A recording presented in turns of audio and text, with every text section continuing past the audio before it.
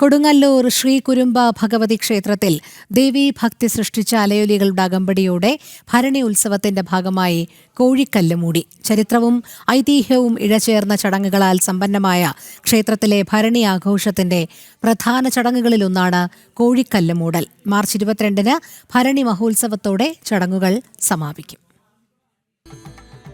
വെയിൽ പോലും വാടുന്ന മീനമാസ ചൂടിൽ കോമരം തുള്ളുന്ന അരയാൽ ഇലകളെ സാക്ഷിയാക്കി കുരുമ്പക്കാവിനെ ചെമ്പട്ടുടുപ്പിച്ച് കോഴിക്കൽ മൂടൽ ചടങ്ങ് നടന്നു. കൊടുങ്ങല്ലൂർ ശ്രീ കുരുമ്പ ഭഗവതി ക്ഷേത്രത്തിലെ മീനഭരണി ആഘോഷങ്ങൾക്ക് തുടക്കം കുറിക്കുന്ന പൗരാണിക ചടങ്ങാണ് കോഴിക്കൽ മൂടൽ.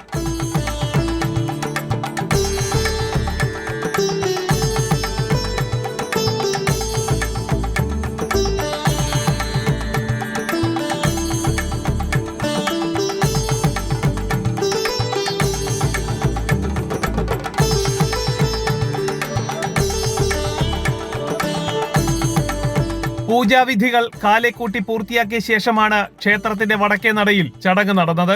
പരമ്പരാഗത അവകാശികളായ ഭഗവതി വീട്ടുകാർ ദീപസ്തംഭത്തിന് കീഴിലുള്ള വൃത്താകൃതിയിലുള്ള 2 കരിങ്കല്ലുകൾ കുഴിയെടുത്ത് മൂടി മൺതിട്ടയൊരുക്കി.